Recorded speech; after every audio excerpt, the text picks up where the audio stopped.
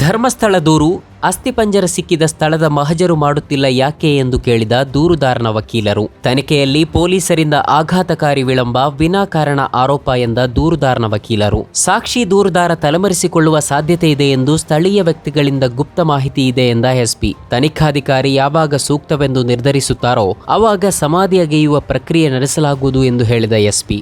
ಸಾಕ್ಷಿ ದೂರುದಾರ ಸಮ್ಮತಿಸಿದಲ್ಲಿ ಆತನ brain mapping, finger print ಮತ್ತು narco analysis ಪರೀಕ್ಷೆ ಎಂದ ಎಸ್ಪಿ ಡಾಕ್ಟರ್ ಅರುಣ್. ಧರ್ಮಸ್ಥಳ ದೂರುದಾರನ ಪ್ರಕರಣ ಹೊಸ ತಿರುವು ಪಡೆದುಕೊಂಡಿದೆ.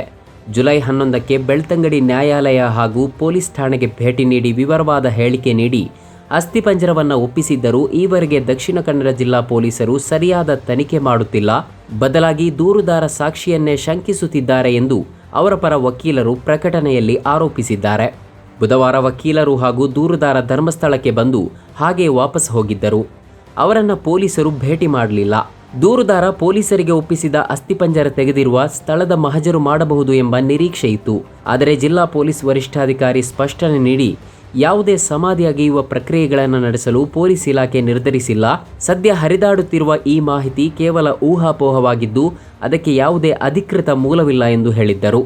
ಹಾಗೆ ಬಂದು ವಾಪಸ್ ಹೋಗಿರುವ ದೂರುದಾರ ಹಾಗೂ ಅವರ ವಕೀಲರು ಈಗ ಪತ್ರಿಕಾ ಪ್ರಕಟಣೆಯಲ್ಲಿ ದಕ್ಷಿಣ ಕನ್ನಡ ಜಿಲ್ಲಾ ಪೊಲೀಸರನ್ನು ದೂರಿದ್ದಾರೆ. ಆದರೆ ಬುಧವಾರ ಸಂಜೆ ಇನ್ನೊಂದು ಪ್ರಕಟಣೆ ನೀಡಿರುವ ದಕ್ಷಿಣ ಕನ್ನಡ ಜಿಲ್ಲಾ ಎಸ್ಪಿ ದೂರುದಾರನ ಬಗ್ಗೆಯೇ ಸಂಶಯ ವ್ಯಕ್ತಪಡಿಸಿದ್ದಾರೆ. ಸಮಾಧಿ ಅಗೆಯುವ ಪ್ರಕ್ರಿಯೆಯು ಮುಗಿಯುತ್ತಿದ್ದಂತೆ ಸಾಕ್ಷಿ ದೂರುದಾರನು ತಲೆಮರೆಸಿಕೊಳ್ಳುವ ಸಾಧ್ಯತೆ ಇದೆ ಎಂದು ಸ್ಥಳೀಯ ವ್ಯಕ್ತಿಗಳಿಂದ ಗುಪ್ತ ಮಾಹಿತಿ ದೊರಕಿರುತ್ತದೆ. ಇದೇ ಕಾರಣಕ್ಕಾಗಿ ಸೂಕ್ತ ತನಿಖಾ ಪ್ರಕ್ರಿಯೆಯನ್ನು ಅನುಸರಿಸದೆ ಸಮಾಧಿ ಅಗೆಯುವ ಪ್ರಕ್ರಿಯೆಯನ್ನು ನಡೆಸಲು ಆತುರ ತೋರುತ್ತಿರುವಂತೆ ಸುದ್ದಿ ಹರಿದಾಡುತ್ತಿದೆ. ಈ ವಿಷಯವನ್ನ ಸಾಕ್ಷಿದಾರರ ಪರವಾದ ವಕೀಲರಿಗೂ ತಿಳಿಸಲಾಗಿದೆ ಹಾಗೂ ಈ ಸಾಧ್ಯತೆಗಳನ್ನು ಪರಿಶೀಲಿಸಲಾಗುತ್ತಿದೆ ಎಂದು ಎಸ್ಪಿ ಹೇಳಿದ್ದಾರೆ. ಸಾಕ್ಷಿ ದೂರುದಾರ ಸಮ್ಮತಿಸಿದಲ್ಲಿ ಆತನ ಬ್ರೈನ್ ಮ್ಯಾಪಿಂಗ್, ಫಿಂಗರ್ ಪ್ರಿಂಟ್ ಮತ್ತು ನಾರ್ಕೋ ಅನಾಲಿಸಿಸ್ ಪರೀಕ್ಷೆಗಳನ್ನು ನಡೆಸಲು ಅನುಮತಿಸುವಂತೆ ಪ್ರಕರಣದ ತನಿಖಾಧಿಕಾರಿಗಳು ಮಾನ್ಯ ನ್ಯಾಯಾಲಯಕ್ಕೆ ವರದಿಯನ್ನು ಸಲ್ಲಿಸಿರುತ್ತಾರೆ ಎಂದು ಎಸ್ಪಿ ಹೇಳಿದ್ದಾರೆ. ತನಿಖಾಧಿಕಾರಿಯು ತನಿಖೆಯ ಯಾವ ಹಂತದಲ್ಲಿ ಸಮಾಧಿ ಅಗೆಯುವ ಪ್ರಕ್ರಿಯೆ ಸೂಕ್ತವೆಂದು ನಿರ್ಧರಿಸುತ್ತಾರೋ ಆಗ ಸೂಕ್ತ ಕಾನೂನು ಪ್ರಕ್ರಿಯೆ ಅನುಸರಿಸಿಕೊಂಡು ಸಮಾಧಿ ಅಗೆಯುವ ಪ್ರಕ್ರಿಯೆಯನ್ನು ನಡೆಸಲಾಗುವುದು ಎಂದು ಎಸ್ಪಿ ಹೇಳಿರುವುದು ಗಮನಾರ್ಹ. ಆದರೆ ದೂರುದಾರನ ವಕೀಲರು ಎಸ್ಪಿ ವಿರುದ್ಧವೇ ಆರೋಪ ಮಾಡಿದ್ದಾರೆ. ತನಿಖೆ ವಿಳಂಬವಾಗುತ್ತಿದೆ, ಅಸ್ಥಿಪಂಜರ ಕೊಟ್ಟಿದ್ದರೂ ಸ್ಥಳದ ಮಹಜರು ನಡೆಸುತ್ತಿಲ್ಲ, ಜೊತೆಗೆ ದೂರುದಾರನನ್ನೇ ಶಂಕಿಸಲಾಗುತ್ತಿದೆ ಎಂದು ವಕೀಲರು ದೂರಿದ್ದಾರೆ. ದೂರುದಾರನ ಪರವಾಗಿ ಧೀರಜ್ ಎಸ್.ಜೆ. ಮತ್ತು ಅನನ್ಯ ಗೌಡ ಅವರು ಇನ್ನಿಬ್ಬರು ವಕೀಲರಾದ ಓಜಸ್ವಿ ಗೌಡ ಹಾಗೂ ಸಚಿನ್ ದೇಶಪಾಂಡೆ ಮೂಲಕ ಪತ್ರಿಕಾ ಪ್ರಕಟಣೆ ಬಿಡುಗಡೆ ಮಾಡಿದ್ದಾರೆ. ಬುಧವಾರ ಜುಲೈ 16ರಂದು ದಕ್ಷಿಣ ಕನ್ನಡ ಜಿಲ್ಲಾ ಎಸ್ಪಿ ಅವರು ನೀಡಿರುವ ಹೇಳಿಕೆ ನೋಡಿ ನಮಗೆ ಆಶ್ಚರ್ಯವಾಗಿದೆ. ಪೊಲೀಸರು ಈ ದೂರಿನ ಹಿಂದಿನ ಉದ್ದೇಶವನ್ನೇ ಮರೆಮಾಚುತ್ತಿದ್ದಾರೆ. ಆ ದೂರುದಾರನನ್ನ ಪೊಲೀಸರು ಕರೆದಿರಲಿಲ್ಲ, ಅಲ್ಲಿ ಯಾವುದೇ ತನಿಖೆ ನಡೆಯುತ್ತಿರಲಿಲ್ಲ, ಆತನನ್ನು ಬರಲು ಪೊಲೀಸರು ಹೇಳಿರಲಿಲ್ಲ, ಅಥವಾ ಅಲ್ಲಿ ಹೂತು ಹಾಕಲಾಗಿರುವ ನೂರಾರು ಶವಗಳ ಬಗ್ಗೆ ಯಾರು ಯಾವುದೇ ರೀತಿಯಲ್ಲಿ ತಲೆಕೆಡಿಸಿಕೊಂಡಿರಲಿಲ್ಲ. ಆದರೆ ಪಾಪಪ್ರಜ್ಞೆಯಿಂದ ಈ ಅಮಾನುಷ ಕೃತ್ಯಗಳು ಬಯಲಿಗೆ ಬರಬೇಕು ಹಾಗೂ ತಾರ್ಕಿಕ ಅಂತ್ಯ ಕಾಣಬೇಕು ಎಂಬ ಉದ್ದೇಶದಿಂದ ದೂರುದಾರ ಮುಂದೆ ಬಂದು ದೂರು ಸಲ್ಲಿಸಿದ್ದಾರೆ. ಇದನ್ನ ಪೊಲೀಸರು ತಮ್ಮ ಹೇಳಿಕೆಗಳಲ್ಲಿ ಸಂಪೂರ್ಣವಾಗಿ ನಿರ್ಲಕ್ಷಿಸಿದ್ದಾರೆ ಎಂದು ವಕೀಲರು ಹೇಳಿದ್ದಾರೆ. ದೂರುದಾರ ತನ್ನ ಹೆಸರು ಬಹಿರಂಗಪಡಿಸದೇ ಇರುವುದು ಯಾವುದೇ ತನಿಖೆ ಅಥವಾ ಪರಿಶೀಲನೆಯನ್ನ ತಪ್ಪಿಸುವ ಉದ್ದೇಶದಿಂದಲ್ಲ. ಆತ ಜನರಲ್ಲಿ ಜಾಗೃತಿ ಮೂಡಿಸುವ ಉದ್ದೇಶದಿಂದಲೇ ವಕೀಲರ ಮೂಲಕ ಪೊಲೀಸರಿಗೆ ದೂರು ಸಲ್ಲಿಸಿ ಎಫ್ಐಆರ್ ದಾಖಲಿಸುವಂತೆ ಮಾಡಿದ್ದಾರೆ. ಕೆಲವೊಂದು ಮಾಹಿತಿಗಳು ಈಗಾಗಲೇ ಜನರಿಗೆ ತಿಳಿದಿರೋದ್ರಿಂದ ದೂರುದಾರನಿಗೆ ರಕ್ಷಣೆ ಕೊಡುವ ಜವಾಬ್ದಾರಿ ನಮಗಿಲ್ಲ ಎಂಬಂತೆ ಪೊಲೀಸರು ಹೇಳಿಕೆ ನೀಡೋದು ಅವರೇ ನೀಡಿರುವ ಪತ್ರ ಹಾಗೂ ಸಾಕ್ಷಿ ರಕ್ಷಣೆ ಸ್ಕೀಮ್ 2018ರ ಉಲ್ಲಂಘನೆಯಾಗಿದೆ ಎಂದು ವಕೀಲರು ಆರೋಪಿಸಿದ್ದಾರೆ. ಪ್ರಕರಣದ ತನಿಖಾಧಿಕಾರಿ ದೂರುದಾರ ತನ್ನ ದೂರು ಹಾಗೂ ಎಫ್ಐಆರ್ ಅನ್ನ ಬಿಡುಗಡೆ ಮಾಡಲು ತನ್ನ ವಕೀಲರಿಗೆ ಹೇಳಿದ್ದರೆ ಎಂದು ಕೇಳೋದು ಆಕ್ಷೇಪಾರ್ಹವಾಗಿದೆ. ಈ ಪ್ರಕರಣದ ಬಗ್ಗೆ ಮಾಧ್ಯಮಗಳಲ್ಲಿ ವರದಿಯಾಗುತ್ತಿರುವ ಬಗ್ಗೆ ಪೊಲೀಸರು ಯಾಕೆ ಕಳವಳ ಪಡಬೇಕು ಎಂದು ಅರ್ಥವಾಗುತ್ತಿಲ್ಲ.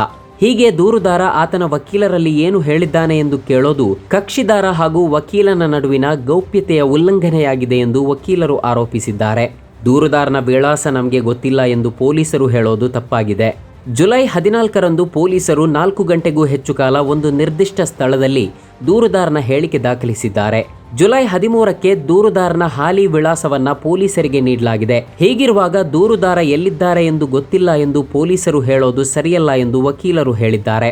ಜುಲೈ 11ಕ್ಕೆ ನ್ಯಾಯಾಲಯದಲ್ಲಿ ಹೇಳಿಕೆ ನೀಡುವಾಗ ಕೆಲವು ನಿರ್ದಿಷ್ಟ ಹೆಸರುಗಳನ್ನು ಉಲ್ಲೇಖಿಸಿದ್ದಾರೆ. ಹಾಗಾಗಿ ದೂರುದಾರನಿಗೆ ತನ್ನ ರಕ್ಷಣೆಯ ಬಗ್ಗೆ ಕಳವಳವಿದೆ. ದೂರುದಾರ ಬಯಲು ಮಾಡುವ ಒಂದೊಂದು ಸಾಕ್ಷ್ಯವು ಆತನ ಬಾಯಿ ಮುಚ್ಚಿಸುವ ಪ್ರಯತ್ನವನ್ನ ಇಲ್ಲವಾಗಿಸುತ್ತಾ ಹೋಗುತ್ತದೆ ಎಂದು ದೂರುದಾರನಿಗೆ ಗೊತ್ತಿದೆ. ಪ್ರತಿ ಅಸ್ಥಿಪಂಜರವನ್ನ ವಶಪಡಿಸಿಕೊಂಡು ಹೋದಂತೆ ಆತನ ಪ್ರಾಣಕ್ಕೆ ಇರುವ ಅಪಾಯ ಕಡಿಮೆಯಾಗುತ್ತಾ ಹೋಗುತ್ತದೆ ಎಂದು ದೂರುದಾರ ನಂಬಿದ್ದಾರೆ ಎಂದು ವಕೀಲರು ತಿಳಿಸಿದ್ದಾರೆ. ಜುಲೈ 11ರಂದು BNSS ಸೆಕ್ಷನ್ 183ರ ಪ್ರಕಾರ ದಾಖಲಾದ ಹೇಳಿಕೆಯಲ್ಲಿ ದೂರುದಾರ ಸ್ವಯಂ ಪ್ರೇರಣೆಯಿಂದ ಪೊಲೀಸ್ ಅಧಿಕಾರಿಗಳಿಗೆ ಮಾನವ ಅವಶೇಷಗಳನ್ನು ಒಂದು ನಿರ್ದಿಷ್ಟ ಸ್ಥಳದಿಂದ ಹಸ್ತಾಂತರಿಸಿದ್ದಾರೆ. ಈ ಪ್ರಕ್ರಿಯೆ ಹಲವು ಗಂಟೆಗಳ ಕಾಲ ನಡೆಯಿತು. ವಿಧಿವಿಜ್ಞಾನ ತಜ್ಞರ ತಂಡವು ಆಗಲೇ ಅವಶೇಷಗಳನ್ನು ವಶಪಡಿಸಿಕೊಂಡಿತ್ತು. ಮರುದಿನವೇ ಪೊಲೀಸರು ಮಹಜರು ಮತ್ತು ದಾಖಲಾತಿಗಾಗಿ ಆ ಸ್ಥಳಕ್ಕೆ ಹಿಂದಿರುಗುತ್ತಾರೆ ಎಂದು ದೂರುದಾರ ಭಾವಿಸಿದ್ದರು. ಆದರೆ ಜುಲೈ 16ರವರೆಗೆ ತನಿಖೆಯಲ್ಲಿ ಯಾವುದೇ ಪ್ರಗತಿಯಾಗಿಲ್ಲ. ಸಾಕ್ಷಿ ಒದಗಿಸಿರುವ ಅತ್ಯಂತ ಬಲವಾದ ಪುರಾವೆಗಳನ್ನು ಪೊಲೀಸರು ನಿರ್ಲಕ್ಷಿಸಿದ್ದಾರೆ. ಹೂತಿರುವ ಸ್ಥಳಗಳ ಗುರುತು ಪತ್ತೆ ಮಾಡದಿರುವುದು ದೂರುದಾರನಿಗೆ ಆತಂಕ ಮತ್ತು ಆಘಾತ ತಂದಿದೆ ಎಂದು ಅವರ ವಕೀಲರು ಹೇಳಿದ್ದಾರೆ.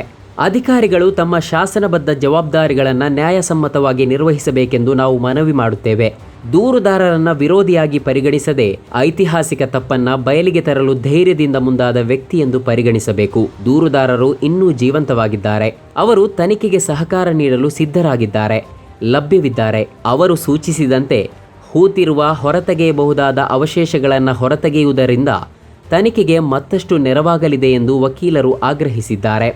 ನಮ್ಮ ಕಾರ್ಯಕ್ರಮಗಳನ್ನು ನೀವು ನೋಡ್ತಾ ಇದ್ರೆ ನಮ್ಮ ಚಾನೆಲ್ ಅನ್ನ ಸಬ್ಸ್ಕ್ರೈಬ್ ಮಾಡಿ, ಪಕ್ಕದ ಬೆಲ್ ಐಕಾನ್ ಒತ್ತಿ ನಮ್ಮನ್ನ ಬೆಂಬಲಿಸಿ.